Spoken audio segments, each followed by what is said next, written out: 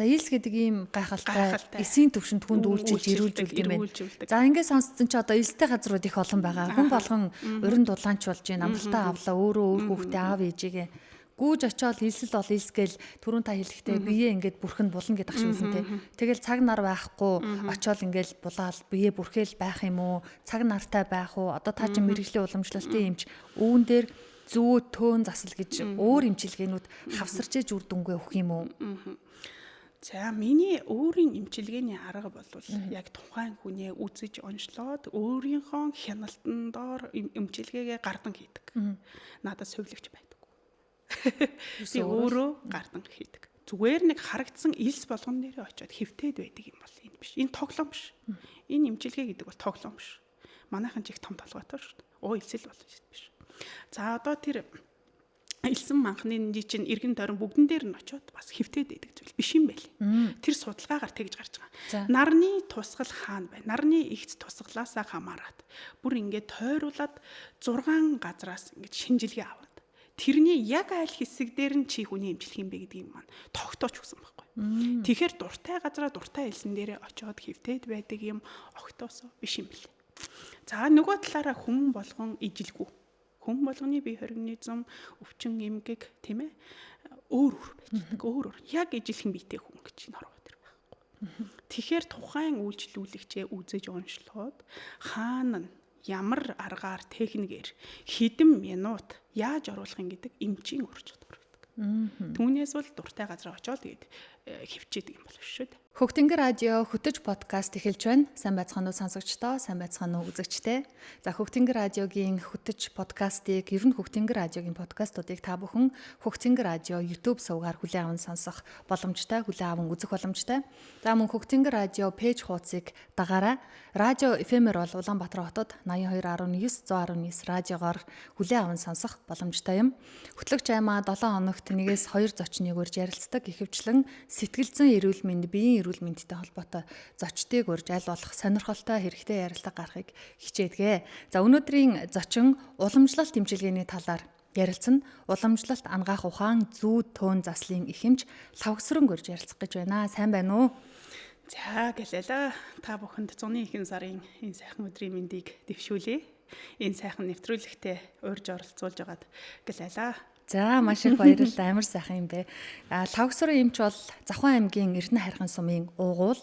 За яагаад уламжлалтын талаар ярих гэж эхлээд нутаг ус ярьж гэнэ үү гэхээр бид бүгдээрээ мэддэг дээ 100 болох аял зугаалгаар явахдаа үзэж харъя гэдэг үүднээс бол Завхан аймгийн Эрдэнэ хайрхан сумын Мухартын гол Улагшны хар нуур гэл байгалийн ийм сайхан үзэгсэнтэй газар байдаг. Энэ сайхан газрын тогтцыг харъя үзье, зураг хөргөө даруулъя, дурсамж бүтээе гэж зорж очдог. Харин өнөөдөр бол Лавгсрын эмчийн яг үндсэн мэргэжилтэй холбоотой элсэн засал яг тэр нутгийн бөөрөг элсний ач тусын талаар ярихаар шийдсэн. Тэгэхээр нутгийнхаа сонин сайхнаас эхлээд нэг манай сонсогчдод хэлж өгч. За баярлалаа. Би өөрөө Завхан аймгийн Эрдэнэ хайрхан сумын унган хүүхэд. За тэр нутаг уул усны тухай ярихад бол сүрдэм сонсогдож байна. За тэгээд өөрийн төрж өссөн нутаг гэдэг бол үнэхээр гайхалтай. Миний одоо нутаг бол онгон дагшин байгальтай. Байгалийн одоо цогцлбарыг бүрдүүлсэн ийм сайхан нутгийн хүүхдээ. За тэгээд миний хийдэг ажил бол яг Завхан аймгийнхаа Эрдэнэ хайрхан суманд байж идэг учраас би энэ тухайгаа бас ярих гэж бодлоо. Уламжлалтын эмч мэргэжилтэй элсэн засал яг уу би бол яг тусдаа уламжлалтад ийм элсэн засал эмчилгээ аль биесны эмчилгээ байдаг гэдгийг Лавгсрын эмч танаас сонссон. Хүүхэд бага байхдаа хүүхд нэг элсэн дээр суулгуул чирэгждэг, архит өвчнөөс урьдчилан сэргийлдэг гэд өөрөө ч гэсэн яг энэ элсээр хүүхдийнхаа хөлийг эмчилсэн гэж боддог байхгүй юу. Тийм бол тэгсэн чинь энэ чинь бүр уламжлалт ангаах ухааны ийм аль биесны эмчилгээ юм ба штэ. Яг ямар төрөлд нь яаж ордог вэ? За уламжлалт ангаах ухааны 5 заслын эмчилгээ гэж эмчилгээ байдаг. За тэгээд уламжлалт ангаах ухааны эмчилгээнүүдийг зөөлөн засал, ширүүн засал гэж бас дотор нь ангилж байна. За тэгээд энэ манай энэ элсэн эмчилгээ гэдэг бол уламжлалт ангаах ухааны зөөлөн заслын нэг, элслэг засал, жин засал гэдэг эмчилгээний нэг төрлийг бид нар элслэг засал гэж нэрлэдэг байна. За тэгээд энэ бол одоо байгалийн одоо халуун элсээр жин тавьж эмчилдэг эмчилгээний л нэг арга юм уу да. За өөрөө энэ элсээр өөрийгөө имжлээд энэ тал за ингэж би цаашдаа ч гэсэн хүмүүсийг имжилж болох юм байна гэсэн санаа төрсөн гэсэн шүү дээ. Анх лавсар эмч ямар учиртай байж байгаад энэ элсээр өөрийгөө имчилсэн би одоо нутгийнхаа элсээр л гэсэн үг шүү дээ. Манай байгаль нутаг бол их өвөрмөц хангайгаа босолсон өвөрмөц тогтцтой. Тэр ялангуяа бор хэргийн элсэн махан манай нутгаас эхлэлтэй. За тэгээд миний одоо мэддэг тэр өөрийгөө имжлээд имжлэх болох юм байна гэдэг итгэл үнэмшил дээрээ суурлаад энэ элсэн цэвэл гэдэг зүйлийг санаачилж байгуулсан. За би гэдэг хүн чинь одоо оюутан ах үе наснаасаа бөөрийн уйланхаатай гэдэг онштой олон жил болсон. За тэгээд бөөрийн уйланхаа маань шимэгдэж өгөхгүй, томроод, имжлэгдэхгүй их олон жилийг эмчийн хяналтанд явлаа. За тэгэж явж агаад миний төрсөн их ч өөрөө эмч хүн л дээ. Ханга ухааны доктор профессор хүн байдаг. Бид хоёр ярилцаад.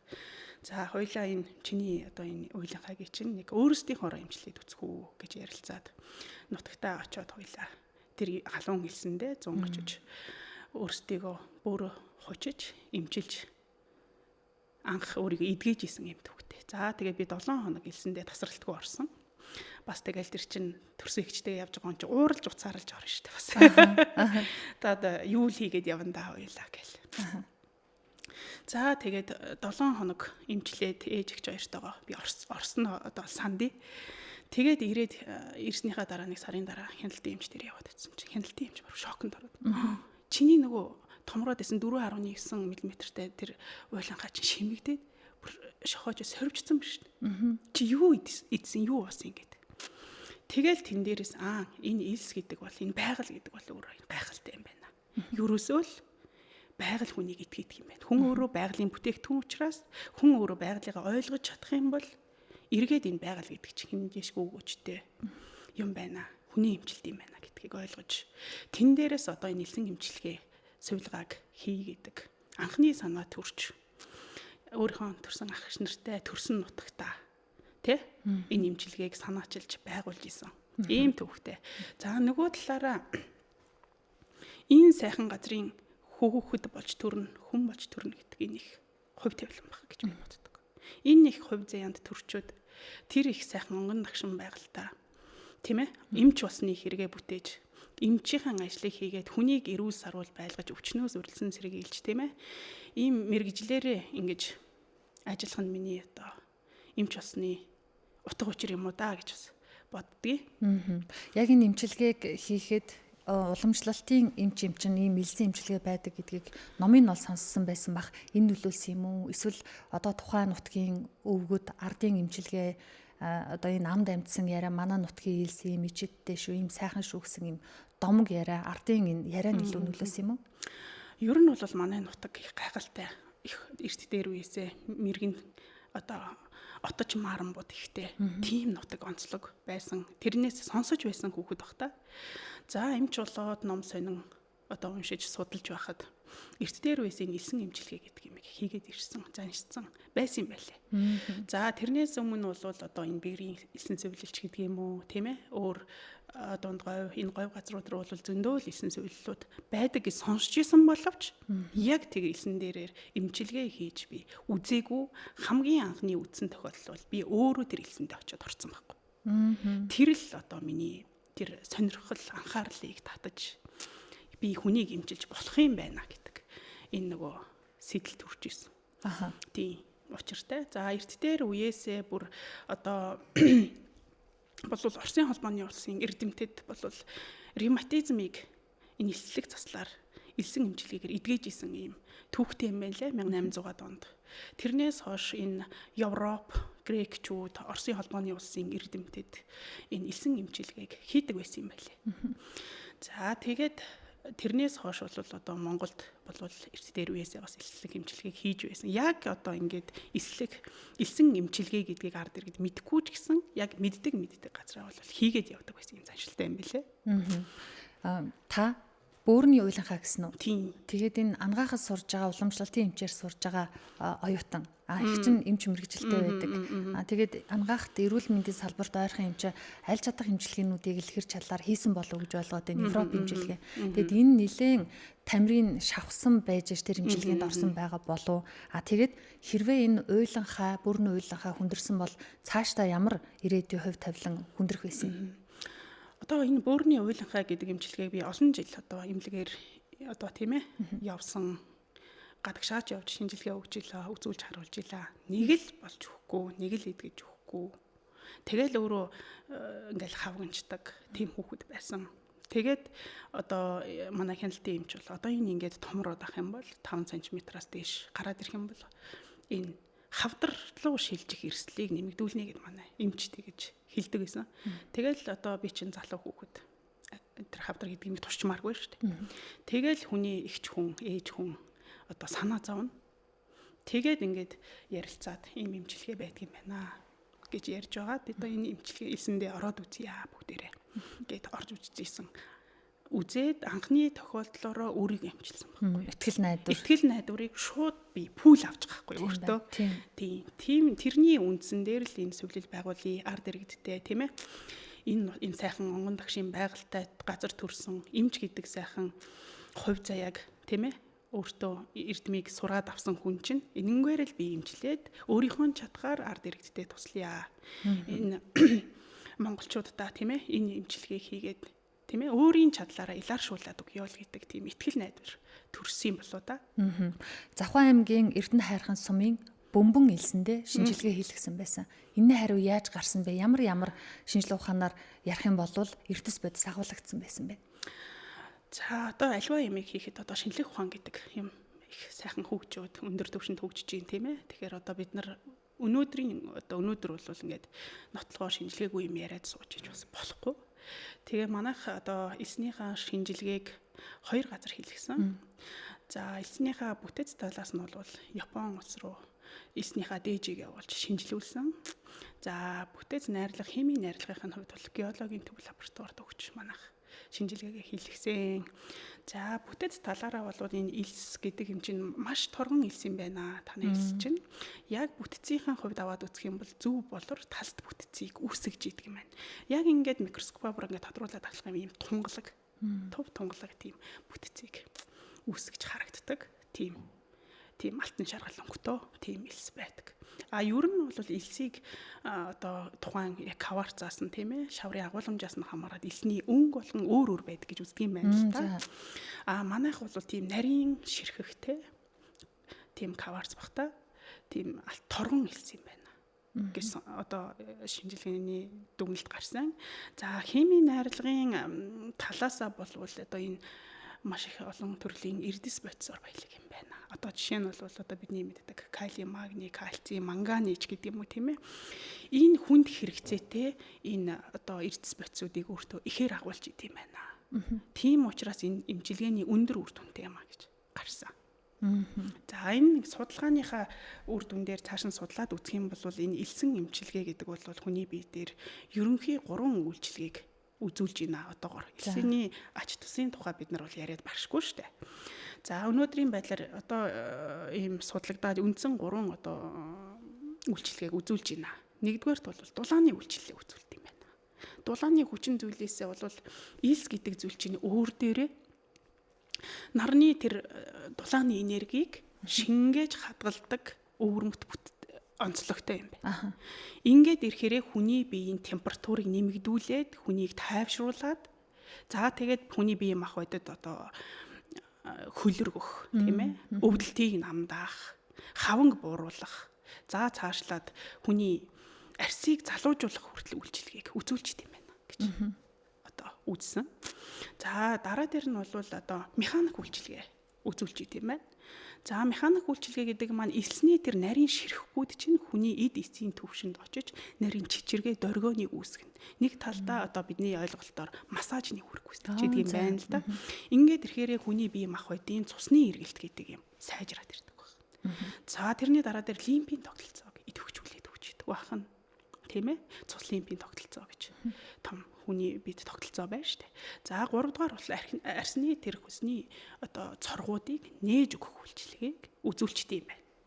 За тэрний дараа дээр яадаг вэ гэхээр 3 дугаарт бол химийн хүчин талаас нөлөөлдөг юм байна. За бид нар сая ярьлаа шүү дээ. Одоо илсэн маань эрдэс бодисоор баялаг юм байна гэд. Ярьлаа одоо бид нар чинь одоо шөрмөс татаад байна, нойр хүрхгүй байна, магний уяа. За үе мөч өвдөд байна, өвдгөнд одоо яс урах гад байна. Үний шингэнэ глюкозамин авъя, кальц авъя, дэгээ ууя, калийг авъя гэл. Одоо энэ өдөр тутмын хөвшил болчихлоо шүү дээ. Арт иргэдий. Тэгэхээр тэр элсэнд чинь энэ байгаль дээр чинь оршоод байна.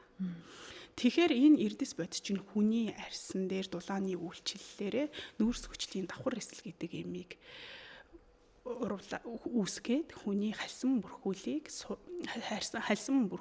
одоо тэр сул шүлтлэг урвлаар саармагжуулж өгч идэм байна. За ингээд ирэхээр хүний бие махбод дээр яах вэ гэхээр хүчил төрөнгөчийн хангамж нэмэгдээд ирэх нь байна. Тэрний дараа энерги үүсэлтийг эрчимжүүлээд хүний эсүүдийг шим тэжээлээр хангаж эсийн төвшөнд гэдэг. Эсийн төвшөнд гэдэг маань ингэж үйлчлэдэг юм байна. Нэг ясандаа эсийн амьсгалыг дэмжиж энерги үүсэлтийг эрчимжүүлж өгдөг үйлчлэгээ үзүүлдэг юм байна гэж. Оо ямар гоё юм бэ. Бид нар одоо эд эс гэж яриад байгаа боловч хүний эд эс гэдэг чинь яг юу юм бэ? Одоо тэгэл зөв амьдралын хөвшил гэл бид нар бас яриад байгаа. Яг тэгэнгүүт ард иргэд чинь тэр болгон одоо бүгдээрээ юмч биш шүү дээ. Тэгэхээр яг эрүүл гэж юугаа хэлээд байгаа юм бэ гэдгийг бид нар бас ойлгохгүй яваад байгаа байхгүй. За тэрний дараа дээр яг эрүүл байхын тулд яг хэвээр яг фитнест яваад ах юм уу? Уул руугүйгээд ах юм уу? Одоо тийм ээ хоолоос яваад ах юм уу? Энэ биш байхгүй. Хүн эрүүл байна гэдэг чинь хүний бие организм чинь 50 тэрлээ өстэй байхгүй. Тэр 50 тэрлэн эстер чинь электрон протоны тасралтгүй урсгал гэдэг юм. Бий болж иж өнөөдөр хүн амьд оршин тогтнож байгаа юм байна. Хүн эрүүл байгаа юм байна. Эрүүл гэж энийг хэлээд. Тэгэхээр тэр одоо байгаль гэдэг зүйл чинь ерөөсөө л бас л хүнтэй мөн адил ийм цикл тогтолцоон дээр одоо оршиж идэг. Байх нь шүү дээ. Тийм байна. За илс гэдэг ийм гайхалтай эсийн төвшөнд хүнд үйлчилж ирүүлжүүлдэг юм байна. За ингээд сонссон чи одоо элстэй газрууд их олон байгаа. Хүн болгон урин дулаанч болж байна. Амралтаа авлаа өөрөө өөр хүүхдээ аав ээжигээ гүүж очиод илсэл бол илс гээл түрүүн та хэлэхдээ бие ингээд бүрхэнд булна гэдэг ах шивсэн тий. Тэгэл цаг нар байхгүй очиод ингээд булаал бие бүрхээл байх юм уу? Цаг нартай байх уу? Одоо та чи мэрэгжлийн уламжлалтын эмч үүн дээр зүү төөн засал гэж өөр эмчилгээнүүд хавсарч иж үр дүнгээ өгөх юм уу? За миний өөрийн эмчилгээний арга бол яг тухайн хүнээ үзэж онцлоод өөрийнхөө хяналтан доор эмчилгээгээ гардан хийдэг. Надад сувилагч байдаггүй. Би өөрөө гардан хийдэг. Тэр нь онцлогдох. Нөгөө талаараа одоо хүний хоолн тайван анхаардаг. Идэж жууж байгаа хоол хүнсэнд нь бас анхаардаг. Одоо миний ихч эмч гэж ярьлаа шүү дээ. Миний хоолзын шилжих ухааны доктор хүн л дээ. Шим тэжээл талаас нь тэр эмчилгээ хийлгэж байгаа хүмүүст юу хүссэснийг идүүлээд байдаггүй. Би тийм юм дурггүй, би тийм дуртай хэрэг дуртайг нь идүүлээд байдаг юм бол биш. Хүнийг эмчилнэ гэдэг бол их том ойлголт гэж би хувьдаа ойлгодог. Тэгээд ирэхээр зүгээр нэг одоо тэрнтэй мөн адилхан зүгээр нэг харагдсан илс болгон дээрээ очиод хэвтээд байдаг юм бол энэ биш. Энэ тоглоом биш. Энэ эмчилгээ гэдэг бол тоглоом биш. Манайхан ч их том толгойтой шүү дээ. Илсэл болж биш. За одоо тэр илсэн манхны чинь эргэн тойрон бүгдэн дээр нь очиод бас хэвтээд байдаг зүйл биш юм байли. Тэр судалгаагаар тэгж гарч байгаа. Нарны тусгал хаана байна? Нарны эгц тусгалаасаа хамаарат бүр ингээд тойруулаад 6 газраас ингээд шинжилгээ аваад тэрний яг аль хэсэг дээр нь чи хүний эмчлэх юм бэ гэдгийг маань тогтоож өгсөн байхгүй. Тэгэхээр дуртай газараа дуртай элсэн дээрээ очиод хэвтээд байдаг юм огтоосоо биш юм бэл. За нөгөө талаараа хүн болгон ижилгүй. Хүн болгоны бие организм өвчин эмгэг тийм ээ өөр байж байгаа. Өөр яг ижилхэн биетэй хүн гэж нороо тэр байхгүй. Тэгэхээр тухайн үйлчлүүлэгчээ үзэж онцлоод хаана ямар аргаар техникээр хэдэн минут яаж оруулах юм гэдэг эмчийн ур чадвар байдаг. Түүнээс бол дуртай газар очиод тэгээд хөвчээдэг юм болов шүү дээ. Энэ бөмбөн илс 5 хэсгийн бөмбөр илс байдаг болохоор бөмбөн гэсэн гинэ. Би одоо энэ Эрдэнэ хайрхан суманд Мухртын гол улагшны хар нуурыг гайхаж бишрээл очиод гэр бүлээрээ очисон л доо. Гэхдээ энэ бөмбөн илс гэж ийм ач тустай юм байдгийг мдээгүй болохоор илсэнд очиж эмчилгээ хийлгэх байтах бүр очиж хараачгүй байгаа юм. Тэгээ түрүүн та судалгаа хийлгэхэд тус бүрнээ өөр үйлчилгээтэй байсан гэх юм. Онцлогтой гэсэн. Энэ ямар онцлог байсан бэ? Тэр одоо нарны тусгалаасаа тухайн салхины чиглэлээсээ хамаарат тэр шинжилгээ өөр гардаг юм байна. Яг энэ тал дээр нь энэ хэсэг дээр нь элсний тэр суур хэсэг дээр нь эмчилгээгээ хийх юм бол энд хамгийн үр дүнтэй одоо эмчилгээний элс чинь эндээ бий байдаг юм байна. Ард талдаа биш юм байна. Зүүн талдаа бол биш юм байна. Орой дээрээ бол биш юм байна ч гэдэг юм уу тийм ээ. Бүр ингээд судалгааг бол их нарийн хийлгсэн л дээ. Тэгэхээр бол тухайн одоо элс эмчилгээ хийж байгаа эмч хүн болвол тухайн элсээ шинжилүүлсэн байх хэвээр өөрөө мэддэг байж ич хүмүүсээ заа чиглүүлнэ үү гэхээс манай одоо ард иргэн шиг зүгээр элс сайн гэсэн гэдэг элсэн дээр очиод дэше хараа авчидаг юм бол октоосоо биш. Энэ бол тоглоом биш. Хүний эрүүл мэнд эргээд буруугаар яах юм бол эргээд сөргнөлөөд буруу эмчлэх юм бол. Одоо хүмүүс хүүхдүүдээ за энэ хоолоо байнга өвдөд идгийн ангинтай энэ харшаанд очие үр дүнгээ өгч байгаа. За нэг үе мөч муута тэр газар очие гэл ер нь очдог газруудтай. Одоо жишээ нь энэ бөмбөн элсэн дээр бөмбөн элсгээ дараад байгаа зөв те. Бөмбөн элсэн дээр очиход ямар заалттай хүмүүс очвол зүгээр вэ? Энийг хэлж өгөөч. Бас зуны амралтаа явлаа гэ 7 хоног 10 хоног 100 бидний нэг явдаг хугацаа дунджаар нэг иймэрхүү байгаад байдаг шүү. Ингээд тэр хүнд үр дүнгээ өгөх үү? Эсвэл нэг газар 3 жил дараалж очих хэвээр, 2 жил дараалж очих хэвээр гэдэг ийм заалтууд байдаг штэ. Ийм заалт байдгүй. Байлгүй яах вэ? Аливаа эмчилгээнд бол эерэг сөрөг нөлөө бол байж идэг. За энэ элсэн эмчилгээ, энэ уламжилт эмчилгээ гэдэг зүйл бол өвчнөөс урьдчилан сэргийлэх хамгийн мундаг эмчилгээнүүд байж идэг шүү дээ. Одоо элсэн эмчилгээг бол үе мөчний эмгэггүйтэй, нэгсэндээ холбогч үеийн эмгэггүүдтэй, мэдрэлийн гаралтай эмгэггүүд, тийм ээ, хүүхдийн эмгэггүүд архид, өсөлтийн одоо өсөлтийн хоцрогдолтой, тийм ээ. Гिच гэдэг юм уу? Өвчнүүдийн одоо бүрний эмгэгтэй, одоо цонхын хурц үрвслийн намжмал үед нь бол эмчилтэгээр онцлог. Яг хурц үрвсэл өндөр байгаа үед бол элсэн эмчилгээ хийдэггүй гэж гэдэг юм ийм юмнууд бол байгаа. Ер нь хүний биеийн бүх одоо эд эсийг сэргээж, нөхөн сэргээж, өвчнөөс урьдчилан сэргийлдэг, өвчнийг илааршуулдаг хамгийн гайхалтай эмчилгээ бол элсэн эмчилгээ л гэж би одоо өөрийнхөө хийдэг юмыг л хэлэх гээд байна л да. За нөгөө талдаа энэ эмчилгээнд маань хэнийг эмчлэхгүй вэ гэдэг асуудал гарч ирж байна тийм ээ. Тэгэхээр болвол хавдрын төгсгөлийн үе шатны одоо халдварт өвчний хурц халдварт өвчнүүдийн үед л одоо ийм хүмүүсийг эмчлэх боломжгүй байж идэг. За тэгээд эхлээд одоо эмчилгээнд очих гэж байгаа хүн бол заавал нэг сүүлийн 3-6 сар дотроо хийлгсэн шинжилгээнийхээ хариутай л очиж байж бас нэг талдаа одоо хийн штэ. За тэр шинжилгээн дээр нь үндэслээд одоо би суцаа бариад өвчнөө үзээд тэгж байж ич одоо энэ хүнийг яаж эмчлэх үү гэдэг арга техникэл боловсруулдаг гэх юм уу? Тэгжэл эмчилдэг те. Ерөөсө зугаалгахтаа андуурж болохгүй нэ шүү. Энэ бол зугаалах биш. За одоо ингээд одоо миний л одоо үзэж харснаар одоо манай нутагч нь Улаанбаатар хотоос яг одоо 1110 км зайд бас хөөрхөн хол. Их хол газар. Одоо хотын хүмүүс хөдөө гарч үзээгүй хүмүүс бол их хол гээд альжааж ядарч очдог тийм ээ. Нэг хоног хэвтчихэж босч ирдэг шүү. Тийм онцлогтой газар байгаа. Тэгэхээр болвол аялал зугаалгахтайгаа холиод явчихдаг. Харин яг тэг шинж байна. Ийм гоё газар ч юм тий. За эмчилгээндээ орчоод нэг хар нуур руу нэг яваад ирье. За эмчилгээндээ орчоод маргааш жоохон үйл эрхийг нар гарахгүй байх юм бол мухартын гол нэг яваад ирье. Энэ юусоо биш ээ. Энэ биш байхгүй. Хүн нэг л ямаа зорж өөрийнхөө төлөө эрүүл мэндэ эхлээд нэгдүгээртэй. Эмчилгээ хийлгэх гэж байгаа бол тэрийгээ л зорж очих юм бол эмчилгээний өндөр үр дүнгээ та хүртэнэ. Тэр хүртсэн үр дүнгээрээ энэ одоо өнөөдрийн бидний Улаанбаатар ямар байгаа вэ те? Улаанбаатарын тэр хүнд хэцүү өвлийг бол ажирахгүй давчдаг, хүүхэд томгоо давчдаг. Одоо манай үйлчлүүлэгч нар уцтаа л байна. Энд цаг хугацаа 6 сарын 1-ээс хүмүүс амралтаа авч эхэлж байна. За ихэвчлэнийг наадмын өмнө хойно наадмын амралт хааруулад явъя даа гэд айлуудын төлөвлөгөө өгдөг. Элсний нар туссан тусгалаасаа шалтгаалаад тэр цагаар очих юм бол эмчилгээ үр дүн сайтай шүү гэсэн ийм цаг хугацаа байна уу? Байлгүй яах вэ? Зуны яг нарны өндөр идэвхжлийн үед бол энэ эмчилгээг хийдэг. За нэмэх 30 градус. За хөрсөн дээрээ бол 40-60 градус халж байгаа нөхцөлд л энэ эмчилгээг хийх боломжтой.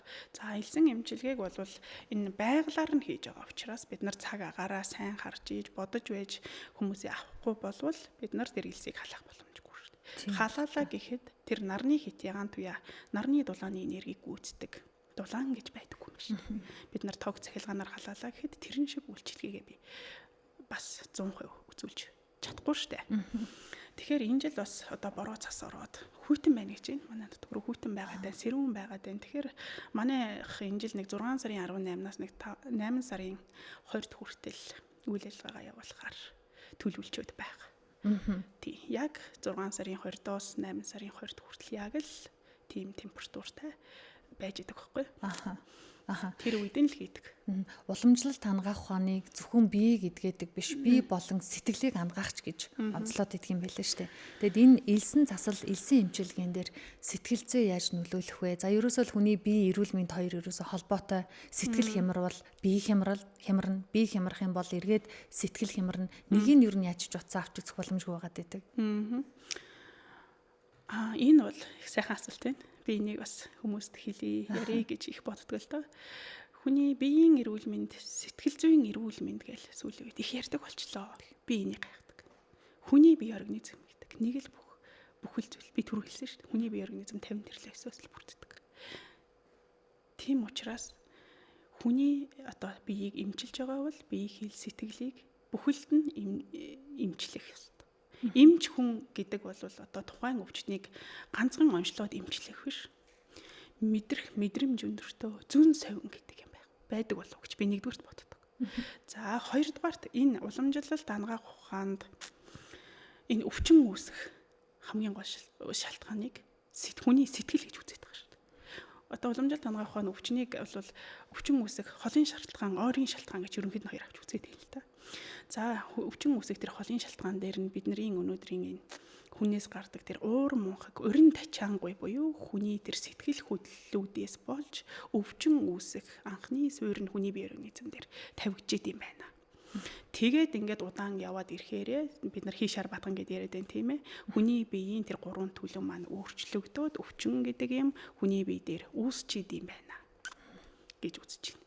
Тэгэхээр бид нар бол тухайн хүнийг биеийг нь эмчлээд ирэхээр аяндаа тэр эд эсүүдийг л энэ тэр 50 тэрлээсийг л эмчлээд ирж шүү дээ. Эмчлээд ирэхээр тэр сэтгэл зүйд нөлөөлөхгүй байна гэсэн юм байхгүй.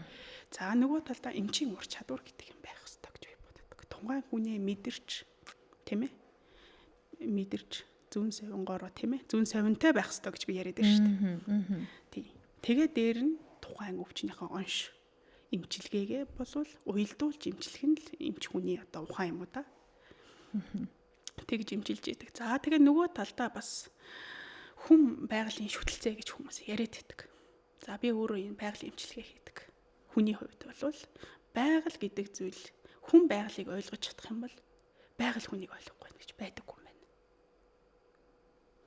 За одоо ингээл та нар хотоос гараад нэг жоохон 300 км тавьж байгаа л буцаал хот руу ороод ирлээ. Чиний сэтгэл санааны тэр дотор байсан хүнд юмнууд арай жоохон хөнгөрчөөд ирдэг үү?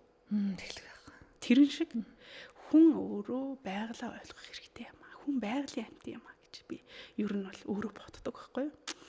Тэгэхээр энэ байгаль тэр сайхан нутгийн энерги тогтоцсон. Хүний бие хэл сэтгэлийг баясгахгүй байхын аргагүй шүү дээ. Тэрийг харж хүн тайвширч одоо идгэж иларч идэг.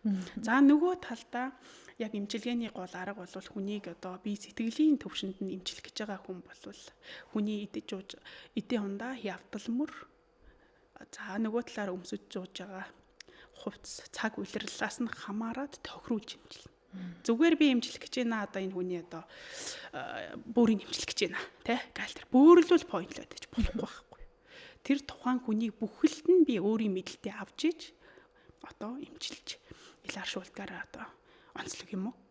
Тэгжээж хүний сэтгэл зүй эрүүл мэнд гэдэг юм. Одоо эхний ирсэн өдрөөс 7 хоногийн 10 хоногийн дараах сэтгэл зүй бол шал өөрчлөлтсөн байж байгаа. Түүнээс бол хүний нэг сэтгэл зүйг нь тусад нэмжлээд, биеийг нь тусад нэмжлээд 5 цул 6 сав эргэтэн гэж ярьж байна л да. Одоо хүний илэг өөрийг тус нэмчлээд байдаг юм бол биш байхгүй. Үнэхэрийн одоо нэг тийм хүн төвчин тусчаагүй бол энэ хүний бие организм гэдэг юм чинь бие биендээ уялдаа хамааралтай байждаг байхгүй да. Сэтгэл зүйтэй холбоотой ярихад уламжлалт ангаах ухаанд хий арвдах хийтэй гэж ингэж байгаад байдаг. Энэ хий гэдэг нь яг юу юм бэ? Дээрэс нь зүрхний хийтэй юм уу хаашаа гівгийн тогтсон уурлаад галзуу солиотой юм шиг авир гаргаад байна гэж бас ингээ холбож яриад байдаг. Тэгэхээр энэ хий гэдэг чинь сэтгэл санаа зүрхэнд сэтгэлд ингэж айхтар нөлөөлдөг гэдэг юм уу? Яг уламжлалт ангаах ухааны талаас бол тэгж одоо бол ярина. За шинжлэх ухааны талаас яг хүний эдгэцийн төвшөнд тайлбарлах юм бол одоо бас шинжлэх ухаан гэдэг юм хөгжөөд байна шүү дээ. Тэгэхээр уламжлалт ангаах ухаан хий шар бадган гэх хүмүүс яриад байдаг. Одоо энэ нийгэм чи өөрөө хүмүүсийг бас эрүүл байх бололцоог хангахаа болчлоо л доо. Улаанбаатар дүүрэн уцаа барьсан уртаа сигналцсан хүмүүс л байж ирж шүү дээ. Ерөөсөө ямар нэгэн дотроо стресстэй, уртаа бухимдалтай. Тэгээд ирэхээр хүн яаж эрүүл байх юм. Тийм байхгүй. За хий гэдэг маань хүний биеийн эсийн түвшинд бас л ярина.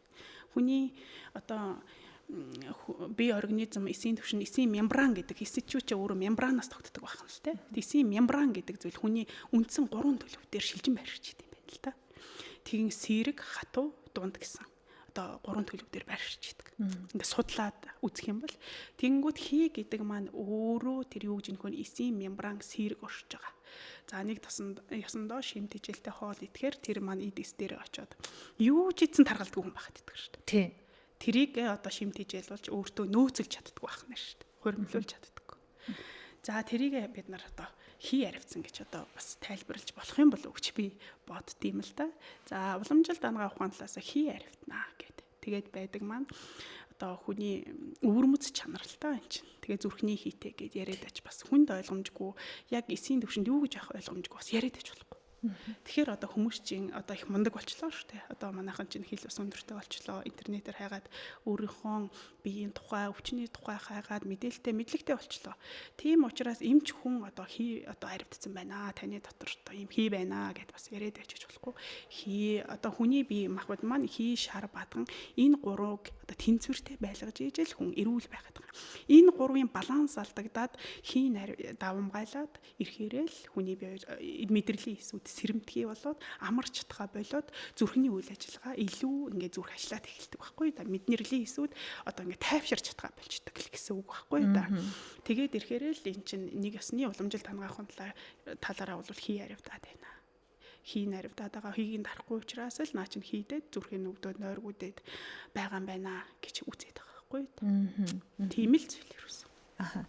Одоо энэ Зохион аймгийн Эрдэнэ хайрхан сумын Мухартын гол улагшны хар нууранд очиод үзсний дараа жил илүү энэ нэг сайхан газар нь хүмүүс чаргаар өөрсдөө гулгаал тэр нэг ороос орж ирж нуурны тогтцыг голыг дарах нэ гэж бүүн шууган болоолсон. Тэгэхэд хөө хайрын юм одоо тэгэл манайхан ч нэг юм гоё гэхээр л асуу сурвалж байгаа л бөөндөө очиод зүгээр нэг сайхан үзэж хараад байгалаар нь байлгачихгүй дарах гад ах юм да гэсэн бодол төрж исэн. Тэгэхээр одоо та бол тэр нутгийн хүн юм чи энэ дээр их эмзэг хандсан нь ойлгомжтой. Энэтэй холбоотой бас тэр бөмбөн элсийг сайн гинлээ гэж шуудалж авчраад гэрийн гадаа зөөгөөд унах үедээ яагаад чи нэг юм сайхан юм яриа тэнд нэг юм байна шүү гэхээр хойно нэг юм жоох айцтай болчихжээ.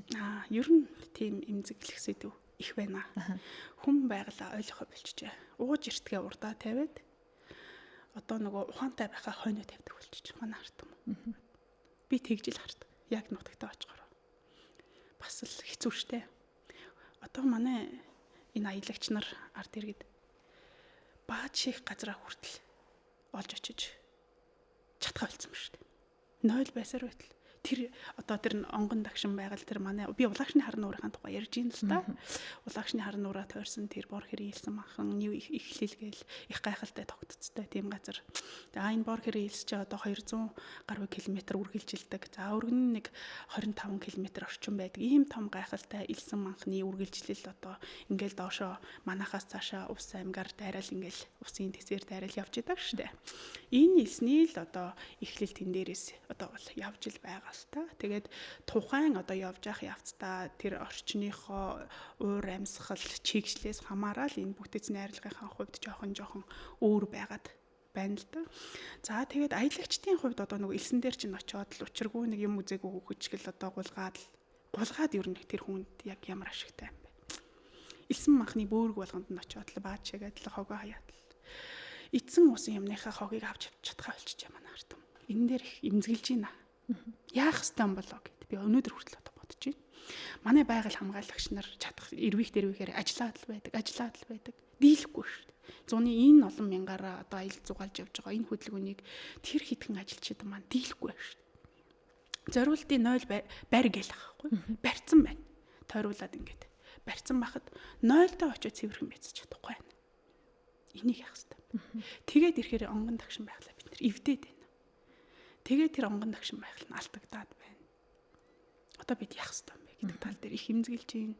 За тэгэл нөгөө талаар мухартын илсэн манхан гээл одоо тэнд чинь бас байж байгаа. Мухартын улагшны хар нуураас 35 км-ийн зайтай ихэр дамнаад байдаг. Ийм сайхан бас илсэн доороос гарч ирдэг тийм бор хэргийн илсэн манхны доороос өргөлж гарч ирдэг тийм гол байдаг л да. Их сайхан байгалийн өөрмөс тогтцтой тийм илсэн манхантай. Тэгэнгүүт тэр манхан илсний дээрээс очиод гулгаа тоглох. Бүгдээрээ очиод тоглох. Угаасаа тийм сул байж байгаа ямиг дээрээс нь очиод овоолсон шорог дээрээс нь очиод гიშгээдэвэл тараад алах болчдөг. Тэрнтэй адилхан тэр нураад их нь одоо ундраг нь багасах эрсдэл нүүрлсэн. Одоо манай нутгийн байгаль хамгаалагч нар орон нутгаас бол санаачлаад тийшээ хүмүүс явуулахаа болж байгаа юм байлээ. Хамгаалтанд авч байгаа юм байлээ. Тэн дээр би бас одоо их талархаж байна. Тэр хүмүүст илүү өшөө сайн тэрийг хамгаалаад өгөөсөн. Онгон дагшин байглаа бид нар хамгаалах хэрэгтэй байна. Онгон дагшин байгаль чинь байхаа болчвол бид нар яах юм бэ? Бид нар зүгээр л нэг стрессцэн өвчин ярьсан уртаа хитэн хүмүүс болж өрөх юм уу гэдэг асуудал байхгүй. Энэ ганцхан одоо манай тэр байгалийн зохицолборт газарт биш Монгол аян даяар нүүрлчихэд байна гэдэг асуудал. Тавигдаад байна. Төр засаг нь анхаарад өгсөн. Дэмжиж өгсөн гэж би одоо яг энэ нэвтрүүлгээр дамжуулаад одоо хүсмээр байна. Яг үндэ нутгийн унган төрсөн миний одоо унж төрсөн яг тэр газар миний хүүхэд нас өнгөрсөн. Хүүхэд насандаа тэрнгэр чинь одоо манай ээж аваа малчин хүмүүс л дээ.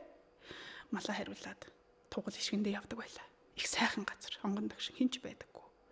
Дээгүр тэнгэр дээгүр нэшиж байгаа ганц нэг сайхан шугнууд л харагддаг тийм сайхан газар байсан шүү дээ. Тэгтэл одоо Улаанбаатарын сайхан үнэтэй машинуудтай хүмүүс чинь л одоо ерөөсөө төрөөгөө давхаад л замаар явж мэдэггүй. Дуртай замаар л хөндлөн гул давхаад л тоос манруулаад л ингээд байна. Цүлжилт явагдах гээд шүү дээ. Нэг талаараа хэцүү бонгон дагшин байгаль алдагдаад байна шүү дээ гэж төр засгаасаа бас тусламж хүсмээр санагддаг шүү. Ер нь байгальд хээр гадаа явж байхдаа хүний нутгийн чулуу, миний нутгийн чулууч бай хөндөх авч явахыг хоригддаг шүү дээ. Ер нь цээрэлдэг Монгол хүү ер нь тэгж үздэг. Харин тэр бөмбөн элснээс аваад явах боломж бол байхгүй үстэй. За аваад явлаа гэд гэртээ очиод өөрсдөө эмчилж, өөр хүүхдээ эмчилчихье гэд уг нь бол нэг үүдэл санаа нь эрүүл сайхан байчи гэсэн бодолтой л байдаг.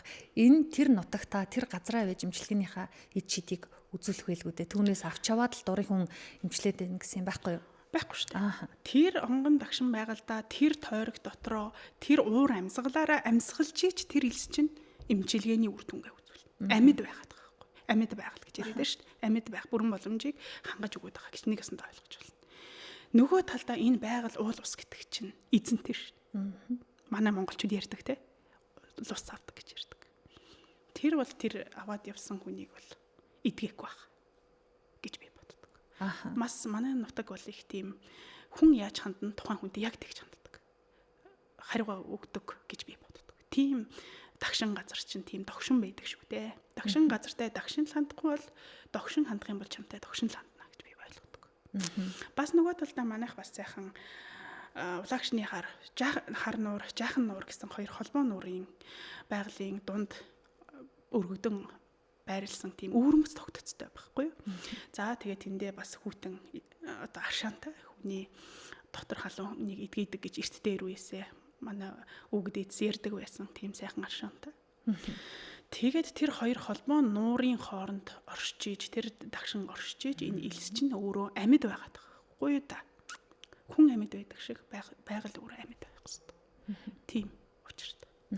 Байгалаар эмчилгээ хийдэг байгалийн тусламжтай эдсээр эмчилгээ хийдэг, элсээр эмчилдэг болохоор яалтчгүй нэг байгальтай хайр гамгүй хандаад байгаа хүмүүст эмзэг сэтгэл төрж байгаа. Үнэхээр эмзэг төрөөд одоо сая сэтгэл хөдлөлөөр ярьж байгаа шиг байлаа шүү дээ. Харин яг тэгж байгаа нь бүр мэдрэгдэж ингээд амар хэцүү мэдрэмж байдаг шүү. Подкаст хоёлаа ярилцлага эхлэхээс өмнө хувь тавилангийн тухай нэг ярьсан да. Би ер нь хувь тавиланд итгэдэг. Миний хувь тавилан ер нь их сайхан гэсэн. Тэгсэн уламжлалтын эмч байна гэдэг зүгээр хүнийг эмчлээл ингээл робот шиг биш. Зүн совинтой байх хэрэгтэй гэдэг байгаа шүү дээ. Энэ хувь тавилан зүн совингийн талаар ямар бодолтой байдаг юм бэ? За нэг айхтар одоо нэг тийм мэдгүй ч гэсэн би өөрөө дотроо тэгж боддог байхгүй юу?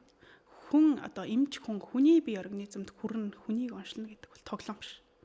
Нэлээн одоо нухацтай байж ийж, нэлээн одоо юмыг судалж ийж хүнийг эмчилнэ гэж тухай би ярьдаг. Одоо ч би эмчлээд өг гэж хэлж чаддаггүй. Үнэхээр одоо та ингэнэ ингээд таныг зориод ирлээ гэсэн хүмүүсийг бол өөрийнхөө хэмжээнд үзээд онцлоод оншоо гаргаад өөрийнхөө одоо тактикаар эмчлээл өнөөдрийг хүрж ийн л та. Түүнээс биш одоо зүгээр нэг тоглоом. Зүгээр нэг хүн болвол ирээл хүнийг эмчилждэг юм бол биш ээ. Тийм гэж би бол уламжлалт хангаа ухааны эмчийг ч хэлэх үү. Буддын гүн ухаан тал руугаа тийм ээ. Одоо төвд хэл сурсан хүний хувьд болвол хүний сэтгэл гэдэг зүйл. Өр нинжин сэтгэл гэдгийг хүн үүсгэж, бодийн сэтгэл үүсгэж сурсны дараа дээр хүн хүнтэй харьцах хэрэгтэй байна. Хүний бодийн сэтгэлийг хүн өөртөө дадуулах хэрэгтэй юм бол одоо хоосон чанар гэж бас яриад байна шүү дээ, тийм ээ. Тэгж байж ич тэндээ хүний өвдөс оршд юм бол хүнийг мэдрэх мэдрэмж нь тэнд үүсчихэд юм болов гэж би боддог байхгүй. Тэгэхээр одоо ингээл би боддгийм л та ер нь ямар ч хүн юмтай харьцахдаа зүн совингоор мэдрэмжээр хүнд итгэлтэйгээр мэдэрч маш болгоомжтойгоор хандах хэрэгтэй гэж би боддог.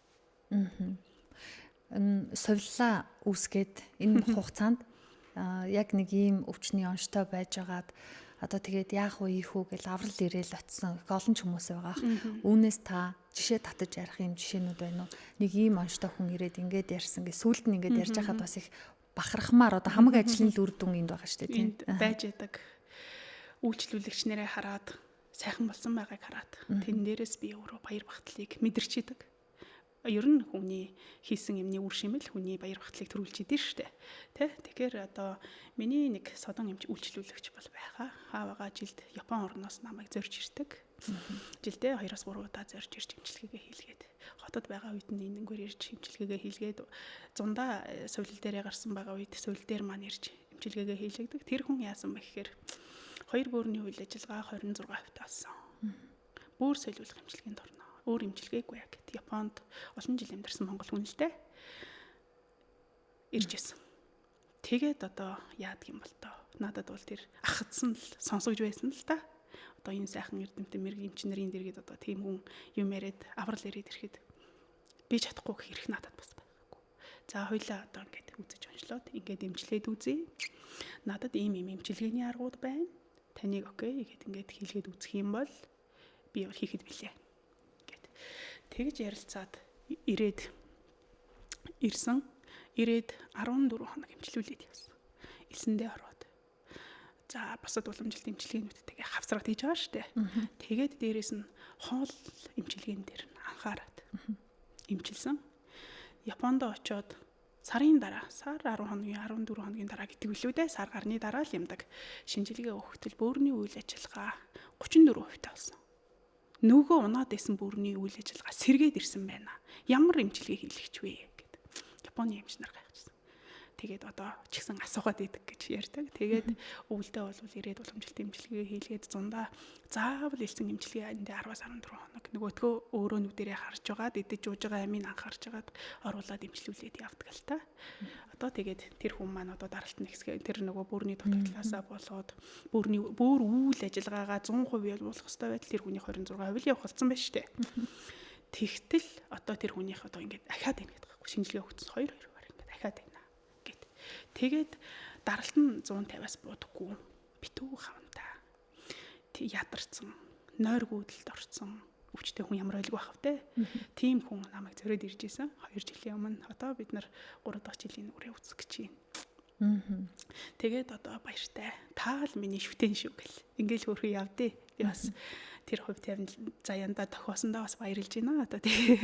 Зориг гаргаад тэгээд би одоо Японд бөөрөө ингээд солиулахаар ингээд болсон. Эмчнэр маань одоо ингээд бөөрийн үйл ажиллагаа баг сэргээд байгаа учраас харзанаа гэд хяналтандаа явж байгаа. Даралт маань ихсгээ болсон. Одоо хэсэггүй байгаа хаяа яг нэг жоохон ядраалахын ингээл үе эмчтэй ярьдээ. Байгаль нэр гайхамшигтай яа. Кейс ингээд эмчилждэг. Байгалыг бид нар тайлбарлаж баршгүй байхгүй. Хүн ерөөсөө л байгалийн амьд байгальтай байх хэрэгтэй. Байгалаа мэдрэх хэрэгтэй. Бид нар энэ байгаль гэдэг юм байхгүй, энэ хүчил төрөгч, энэ агаар гэдэг юм байхгүй, хүн гэдэг юм байхгүй шүү дээ. Тэгжээ хүнийг эрүүл амьд байлгахын тулд хүн байгалийн хүчин нөлөөгөөр л хүн амьд байгаа байхгүй. Хүний идэж ууж байгаа хоол хүнс байгалаас л бий болж ирнэ. Хүний амьсгалж байгаа агаар хүчил төрөгч гэдэг юм чинь байгалаас л бий болж ирнэ. Хүн байгаль гэдэг зүйлээ л ойлгох хэрэгтэй гэж би боддог. Саяын хүн бол 14 хоног эмчилгээ хийлгэсэн гэж нэг жилд очиод одоо зуны амралтаа аваад үр хүүхдүүдэд аваад нэг очлоо гэхэд хэд хоног яг эмчилгээгээ хийлгэе гэж зорих уу? 7 хоног юу? Ер нь 7-оос 10 хоногийг пүүлний эмчилгээндээ л зориулах хэрэгтэй. Эмчилгээ хийлгэнэ. Аялал зугаалгаж байгаа бол манай сувлэлт ирэхээсээ өмнө тэрийгээ дуусгах чадвар хэрэгтэй. Тэгээд одоо эмчилгээгээ хийлгээд шууд одоо Улаанбаатар хот руугаа л буцна. Эмчилгээний гамаа барьна гэтгэл юм байгаас биш. Тэн цувлуулаа сувлж байгаа дундуураа аялаа дахиад тэрнээс гараад аялаад явна гэсэн юм байхгүй. Тэгэх юм бол манай эмчилгээ хийлгээд ямар ч үрдэнгүй болчдөг байхгүй. Тэгэл аялал зугаалж байгаа хүмүүс чинь нэг бас идэж маарл болтго юм шиг байгаа. Энийг бол би өстэй зөвхөлийн зөв шүү. Нэг нүдний булангаараа хараал мэдэж нөө. Тэгээд яг хоо миний одоо тэгээд чадлаараа л нэг юм хийж амьдарч байна да. Тэгээд яг хоо манай сувилийн онцлог бол их цөөхөн хүн автгаар. Тэг хамгийн гол нь олон хүнийг одоо зэрэг ингэж эмчлэх биш цөөхөн хүн дээр үр дүнтэй эмчилъя л гэж би одоо боддتي. Тэр нь л чухал байгаад амьдралын зорилго байгаад шүү дээ. Эмч болсны. Тийм байх. Одоо яг зуны ихэнх сар гараад удаагүй байна. 6 дугаар сар бас арайж гарчаагүй байна. Ер нь гарах чинь. Тэгэхэд хүмүүс одоо яг л гэрвтээ төлөвлөгөөгөө боловсруулж байгаа. Тэгэд яагаад ингэж зуны ихэнх сард багтаагаад ярилцж байгаа гэхэлэр манай Улаанбаатар хотын утаа шороо, стресс ер нь хэр төвшөнд байгаа вэ? За бидний идэж ууж хэрглэж байгаа амьдралын хэв маяг ер нь ямар байгаа вэ? Энэ богнохоон зун цагийг, энэ зуныхаа амралтыг үр ашигтай өнгөрөөе гэд хүн болгон дотроо бодож байгаа. Тэгэл за нэг сайхан сувилгаа хийлгэе гэл өөр өөрсдийгөө им витамин, им бөмбөгдөөд байхгүйгээр аль болох байгальдаа зөв эмчилгээг нь сонгож хийлгэх гэд тустай болоо да гэд таныг урьж ярилцсан юм. Тэгэл энэ элс гэдэг ямар гайхалтай юм байдгийг гэдгийг би бүр одоо бас шүтэж байна. Баярлалаа. Ер нь гайхалтай л та. Ер нь бол би өөр дээрээ ингээд эмчлээд өөрийгөө ингэсэн хүн нөгөө талаараа заавал одоо ингээд өвдөж хямарсны дараа дээр биш хүн өвчнөөс урьдчилан сэргийлэхийн тулд хүн байгалийн эмчилгээгээ жилдээ заавал нэг хийх хэрэгтэй байна. Ер нь тэгжээж та нарын тэр зөв амьдралын хэв шин зөв амьдралын дадал гэдэг байгаа юм чинь бий болох гэдэг байхгүй. Түүнээс биш ийм одоо гаднаас ийм байглаас ийм тусламж аваад тэгснийхээ үндсэн дээр эрүүл зөв хоолой идээд эрүүл зөв дасгал хөдөлгөөнөө хийж тэр эрүүл байх суурин тавигдах байхгүй юу. Түүнээс биш зүгээр л одоо эмнэлэгт очиод одоо хэсэг хөвдөж ирээд тусал залгуулчихъя гээл. Тийм, тусал залгуулчихъя гээл байдаг юм бол биш. Хүний эд эсдгээ тусал залгаад ч сэргийгчдэг юм бол биш байхгүй. Тэгэхээр хүн одоо энэ тал руугаа бас илхүү судалж одоо эмчлүүлж, тийм ээ, сувлуулж сураасай. Энэ байгаль чинь ямар гайхалтай юм бэ гэдгийг мэдээсэй гэдэг чинь хүсэл надад бас төрж ийн л доо. За баярлалаа. Тэгэхээр өнөөдрийн зочин бол уламжлалт ангаах ухаан зүү төөн заслын ихэмч Лавсран байсан. Тэгээ Завхан аймгийн Эрдэнэ хайрхан сумын нутагт байдаг бөмбөн элсний тухай, бөмбөн элсний эд шидийн тухай сонсогч үзэгчдтэй ярилцсан. Тэгээд энэ хүмүүсийн ойлгоод идэг буруу ойлголт, хүмүүсийн ойлгоод идэг зөв ойлголтын тухай ч юм уу эсвэл та энэ подкастад яг энэ элсэн эмчилгээ, ардын уламжлалт эмчилгээний талаар ярих гэж байгаа юм чинь энэний нэг учрыг гаргаад хэлчихэндээ гэсэн ийм агуулгууд байвал түүнийгээ хэлээд хоёлаа өнөөдрийнхөө ярилцлагыг өндөрлөе да. За тэгээ. Ер нь одоо хүн цаг уйлрлаа мэдэрч хизээ ямар одоо эмчилгээ онцлогоо хийлгэх үү, хаана эмчлүүлэх үү гэдгээ маш сайн мэддэг байгаасай. За тэгээд эрүүл байна гэж тийм ээ. Заавал өвдөх биш, өвчин ярих биш. Эрүүл байцгаая. Эрүүл байхын тулд энэ байгалийн сайхан эмчилгээ, энэ уламжилт эмчилгээнүүдээ тийм ээ. Одоо ойлгооч ээ. Уламжилт хангаах ухааны эмч нараа тийм ээ. Гайхалтай эмч нар байдаг шүү. Манай уламжилт хангаах ухааны эмч нар би Европ эмч нарыг муу гэж хэлээгүй л дээ. Тэр угаасаа тодорхой мундаг нь. Нөгөө талдаа одоо сая ерөнхийлөгчийн зарлиг гарлаа шүү дээ. Уламжилт хангаах ухааныг хөгжин дэлгэрүүлье. Түгээн дэлгэрүүлье гэд. Тэр бол надад үнэхээр сайхан сонсогдож бас тэрэнд баярлалтай байгаа. Тэгэхээр одоо эмч гээд ахгүй одоо хүмүүсээ одоо эрүүл байцгаая бүгдээрээ гэж яриад байна шүү дээ. Тэхийн тулд одоо байгалаахан энэ сайхан онцлогийг бүгдээрээ мэдэрцгээе. Байгальдаа сайхан дулаан энэ уур амьсгалаараа гарч тийм ээ эмчлүүлдэггүй маа гэхэд тэндээ тухтай аялж зугаалсан ч нэг эмх цэгцтэй ууж идэхээ хойноо барьж тийм ээ ёс зүгээ урдаа барьвал зүгээр юм болов уу гэж бас хэлмээр санагддгийг. За тэгээд энэ байгалийн одоо илсгээд байх юмгүй байгалийн аршаан шавар эмчилгээнүүд бас зөндөөл байж байна. Энэ байгалийн эмчилгээнүүдээ жилдээ нэг сайхан бие организмоос сэргээж, тамир тэнхээгээ сэлбэж эмчилүүлээч ээ. Тэгхийн бол таны тэр эрүүл байх суурь чинь бат бөх тавигдана л гэж би хэлмээр байдаг. За нөгөө талдаа болвол одоо манайхан ч одоо шансөвлөл зарим хүмүүс ял юм шиг явдаг хүмүүс байдаг шүү дээ. Тийм биш байхгүй. Тэгэхээр энэ хүн одоо би нэг илсээрээ дагаадаач биш. Эрүүл байна гэдэг юм аа л ойлгооч байл гэж би хэлмээр идэв да. За баярлалаа. Сонсогчдоо, үзэгчдээ Хөхтөнгөр радио хөтөж подкастын энэ удаагийн зочин бол уламжлалт хангаах ухаан зүү төөн заслын ихэмж лавсран байлаа. Илсэн эмчилгээ, за ер нь агаар ус эмчилгээ, уламжлалт эмчилгээ ямар ач тустай юм бэ? Одоо биднийг айлгаж байдаг энэ айхтар өвчнүүдийг ер нь баг эмчилчих юм биш үү? Хамгийн гол нь зүвийгөө сонгож очиод зөв мэдээлэлтэй байх чухал юм байна. Бас байгалаа хүндлэх ёстой, байгалаа ойлгох ёстой гэх та нэг юм гоё агуулга хэлсэн шүү дээ. Тэр яг өнөөдрийн та бит хоёрын ярилцлага дотор миний бүр нэг оройр орох шиг боллоо. Байгалаа ойлгох юм бол байгаль биднийг бол ойлгох гол юм байна. Тий. Байгаль хүнийг бүтээгдэхүүнээ ойлгохгүй байх гэж би хувьдаа боддог. Тийм байна. Баярлалаа танд. За тэгэхээр дараагийн дугаараар эргээд уулзъя сонсогчдоо. Хөтлөгч Эма Ойла баярлалаа. Баяртай.